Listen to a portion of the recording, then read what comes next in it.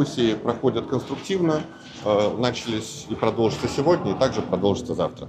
U.S.-led diplomatic efforts to end the war in Ukraine gained momentum over the past several days, as American, European, Ukrainian, and Russian officials held parallel rounds of talks in Florida. U.S. Special Envoy Steve Witkoff said discussions held over 3 days in Miami were productive and constructive, with a focus on aligning positions between Washington, Kiev, and European partners on a potential path toward ending the nearly 4-year conflict. Taking on social media, Witkoff said meetings with Ukrainian and European officials centered on developing a shared strategic framework.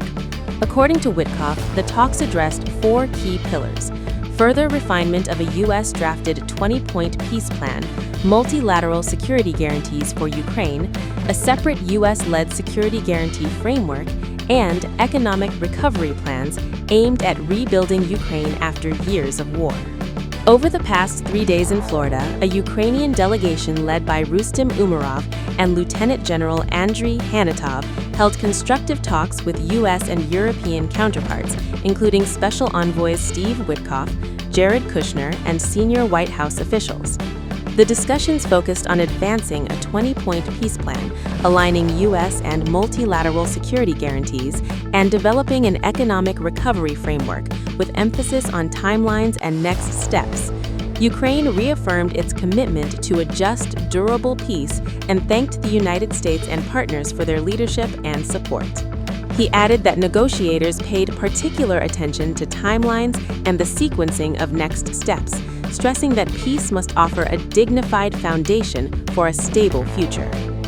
The Miami meetings came as President Donald Trump continues to push for a swift resolution to the conflict.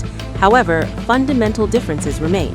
Russia has signaled it wants to retain Ukrainian territory it currently occupies, while Kiev has repeatedly rejected any territorial concessions.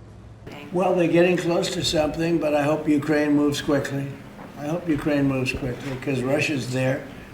And, every time they take too much time, then Russia changes their mind. 27,000 soldiers were killed last month. Think of that. What do you think of that, doctors? 27,000, it's like a half a football stadium, were killed in 1 month. Running parallel to the Ukraine-focused talks, Witkoff and Trump advisor Jared Kushner also met with Russian President Vladimir Putin's special envoy, Kirill Dmitriev.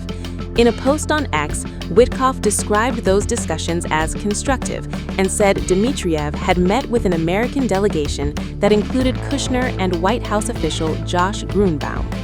Witkoff wrote that Russia expressed commitment to achieving peace and appreciation for U.S. involvement, though neither side disclosed concrete outcomes. Dmitriev, in a brief comment, said talks would continue and hinted at further engagement, saying, "Thank you, Miami. Next time, Moscow." U.S. and European officials have acknowledged progress on security guarantees for Ukraine, though it remains unclear whether Moscow would accept those terms. The Kremlin has now taken a cautious tone. Putin's foreign policy aide, Yuri Ushakov, said Dmitriev would brief the Russian president upon returning home and warned that Moscow remains skeptical of revisions proposed by Ukraine and European states. Ushakov argued that European-backed changes to U.S. peace proposals could undermine prospects for a lasting settlement, though he acknowledged he had not reviewed the documents directly. Kremlin spokesman Dmitry Peskov echoed that sentiment, saying European participation in negotiations does not bode well for progress. Meanwhile, U.S. intelligence assessments continue to suggest that Putin has not abandoned his territorial ambitions, according to multiple sources familiar with the intelligence. Responding to a Reuters report, Director of National Intelligence Tulsi Gabbard said U.S. assessments indicate Russia does not currently have the capability to conquer all of Ukraine or threaten Europe. Still, uncertainty remains over whether Moscow would accept the current peace framework. And do so specifically in this case in order to try to pull the U.S. military into a direct conflict with Russia, which is ultimately what the EU and NATO want. We cannot allow this to happen. We have to see clearly what's happening before our very eyes and stand united in this cause of peace. Meanwhile, on NBC's Meet the Press, Republican Senator Lindsey Graham said it was unclear whether Putin would agree to the deal and warned of tougher measures if talks fail. Graham suggested targeting ships carrying sanctioned Russian oil and called for Russia to be designated a state sponsor of terrorism over the alleged deportation of Ukrainian children. The leaked U.S.-drafted peace proposal reportedly includes provisions requiring Ukraine to remain outside NATO, limit its military size, and relinquish control of parts of the Donbass region in exchange for Western security guarantees, according to reports. Ukraine and its European allies have rejected those terms.